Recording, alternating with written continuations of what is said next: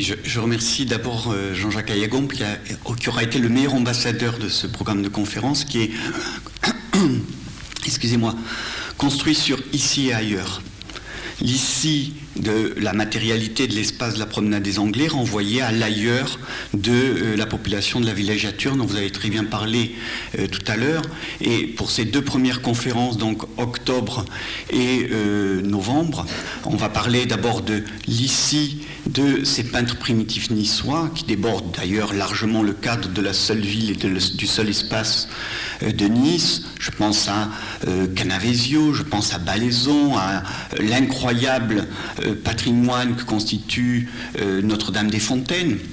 Avec la date inscrite, le 4 octobre 1492, le peintre en a fini avec la décoration de la chapelle, avec les fresques, et c'est le moment, vous le savez, Christophe Colomb met le pied sur ce nouveau continent. Alors ce sera une première conférence sur un espace mental fait de peinture religieuse, fait de l'élément essentiel qui anime évidemment les populations et les mentalités de ce temps-là, avec la question du salut, avec la présence de Judas, si je reviens à Notre-Dame-des-Fontaines, avec des endroits qu'on a un peu oubliés, Clans, Antrone, des œuvres d'Hébréa.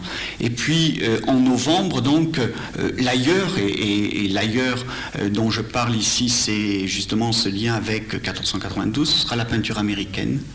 Et par une espèce de clin d'œil à ce que l'on vit ou ce que vous mettez en place ici dans le cadre de la mission du patrimoine M. Ayagon, la peinture américaine, elle nous parle bien de la construction du patrimoine. Et je crois que peut-être ce qui m'intéresse le plus dans ce dont j'aurais ou ce que je souhaiterais partager avec vous, c'est que tout à l'heure on y a fait référence. Il y a des lieux où le patrimoine tel que nous le connaissons n'existe pas. C'est par exemple le cas de ce nouvel espace américain, de cette jeune nation en marche, avec une dimension symbolique de la frontière qui est très forte, mais qui n'a pas de Parthénon, qui n'a pas de cathédrale gothique, qui n'a pas de palais de Versailles ou d'autres éléments sur lesquels elle pourrait inscrire une construction un petit peu mythifiée des origines et de la nation en marche. Alors que vont faire les Américains? Je ne sais pas, voilà, on a quelques exemples de tableaux qui le montrent très bien.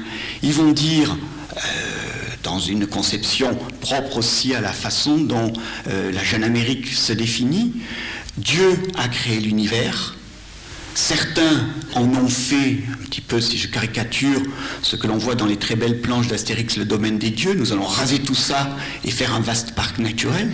Donc l'Europe a construit ses villes, ses chemins de fer, ses ponts, ses gares, à martyriser la nature.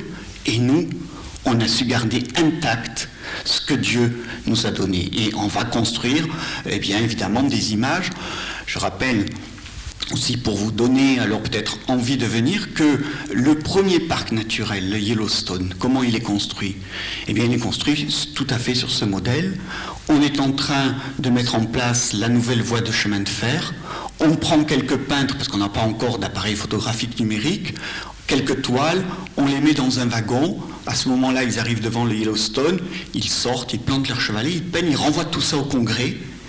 Et les sénateurs sont subjugués, on a parlé de délectation, ils sont tellement ébaudis, abasourdis par ce qu'ils voient, qu'on va décider un nouveau tracé pour garder intact le lieu et qu'on va construire le premier parc naturel. Et j'espère montrer que l'histoire de l'art, l'histoire des représentations, l'image et la peinture, elle donne à voir un patrimoine qu'on a parfois oublié, qui est celui des murs de nos chapelles. Encore, on a très bien parlé de la notion de vitrine, mais qui renvoie à une autre dimension.